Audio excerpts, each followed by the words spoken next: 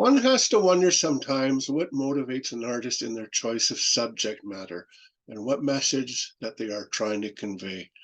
Crime Scene is the new album from RPWL, casting their gaze on truly dark themes to focus on different aspects of crime and evil. But what is the album and how good is it? Come back and find out.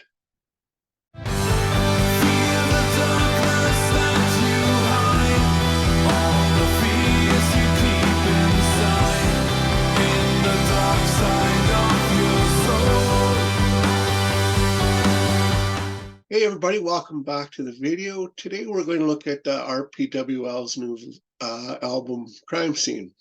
Now RPL is a progressive rock band from Germany who began in 1977 as a Pink Floyd cover band. They have since developed their own musical voice and it is breathtaking. Members including Yogi Lang on vocals and keyboards, Cale Wallner on guitars, Marcus Grenzner on bass, and Mark Turiak on drums. I hope I've said all those names right. Have outdone themselves with this release, in my opinion. I urge you to buy this album, turn it on full speaker volume, close your eyes, and really embrace the experience. The album concentrates on crime, or rather the parts of the human condition which lead people to commit some of the most appalling atrocities, such as necrophilia, anybody? How's that for light relief? Also the inherent evil which can reside within good.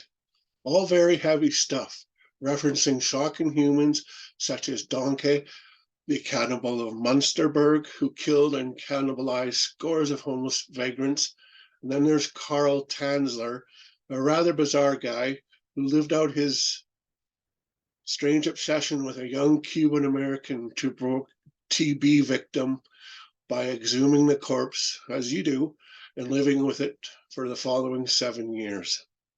Therefore, not an album for the faint-hearted, and indeed, I have seen a review on a website. I respect a huge amount of complaining that it is completely off the radar of decent taste and should have been left in the ideas room.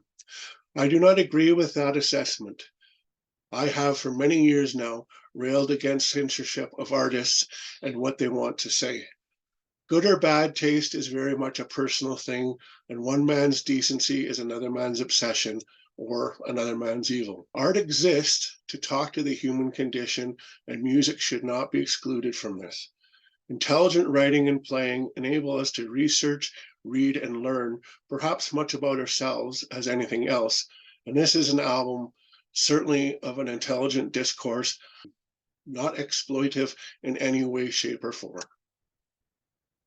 Opening track, Victim of Desire, was also the first single release from the album. I just love the opening guitar burst, which is suitably dramatic in its impact. The opening vocals are synthesized, evoking the sensation of evil trapped in the perpetrator's head, the unseen side of any otherwise everyday human being. When the vocals normalize and enter an almost dreamlike quality, the killer quite calmly and openly discusses the fact that he is the victim of desire, driven by the voices in his head, a concept, in fact, recognizable by any criminal psychologist, which tells me that this intelligent track is not a normalization of evil, but a discussion of the possible explanations without excusing it. The fear on the face of the woman being stalked by the serial killer before the Lorry Park is a palatable and all too common experience. Musically, the track is achingly sad, with its rhythm set against the screaming guitar of Cale Wallner and the confessional vocals of Yogi Lang, and the piece expands tremendously within the confrontation and arrest. Red Rose follows, a gentle start to proceedings with guitar chords, light soaring keyboards, and a yearning vocal.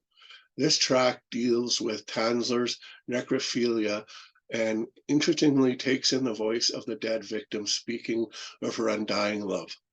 The bass riffs on this from Marcus Grenzner and the simple yet deadly effective drums of Mark Turo provide the dark underscore this subject matter deserves, and the guitar riff 4 minutes in is simply beautiful, leading to the closing vocals which speak simply of love against the backdrop of initial guitar chords, but expanded.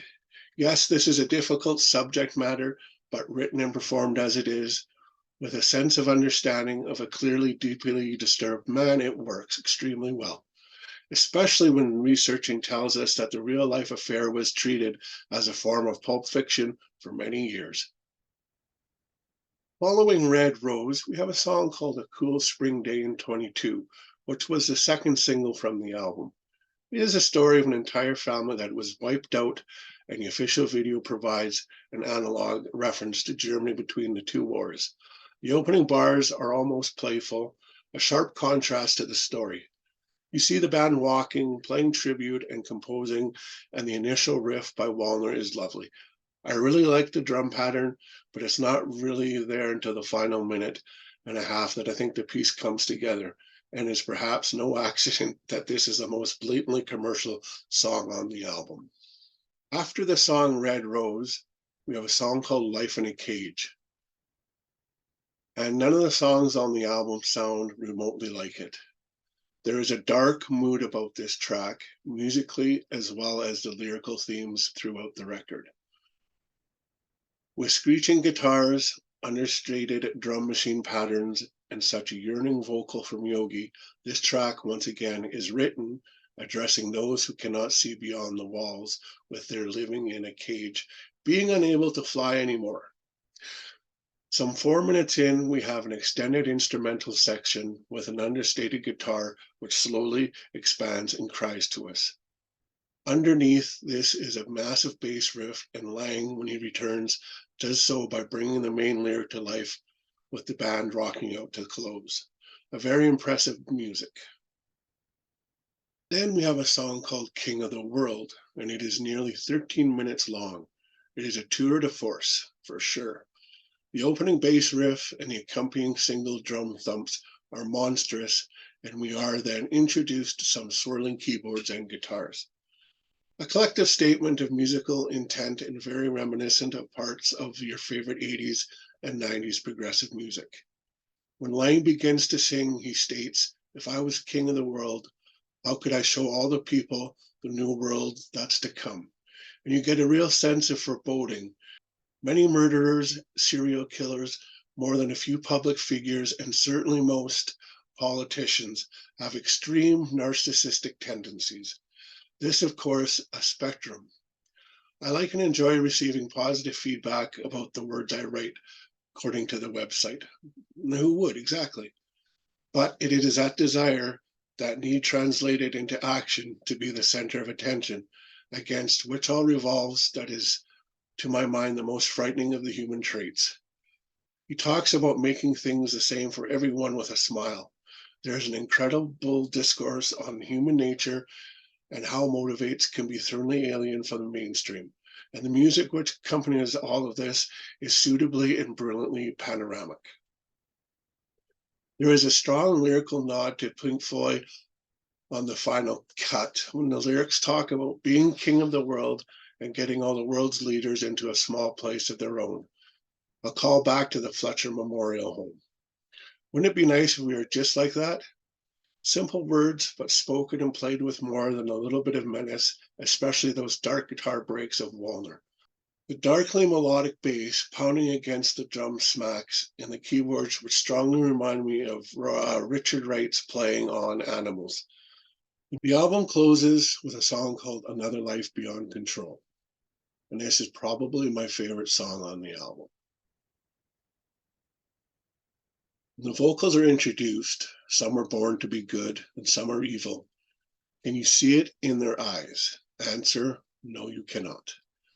The Carl talking about the darkness and the soul against prompts the listener to imagine motives and thoughts of the perpetrator, whose life is beyond control, but on the face of it would not or could not hurt a fly. There is a very thoughtful guitar interlude 3 minutes in, initially with some high-flying synth notes, which then turn altogether heavier before the collective band re-enter to return to the main themes, which segue into the strong keyboard extension, which allows the listener to contemplate and come down a bit, following what the opening themes are brought back with a strong head-thumping vengeance in a world beyond control. All in all, Crime Scene is an encounter I will never forget. Crime Scene is a very good album. It is an extremely intelligent portrayal of the dark side of humanity. Musically, it is a lush, thought out, and extraordinarily well performed, and I encourage you to take the ride. In the end, I believe this to be an excellent addition to any prog rock collection. And as usual, I will show you the physical copy.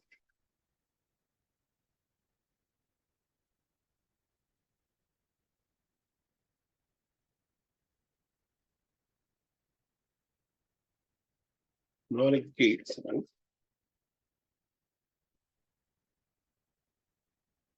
There we have the lyrics.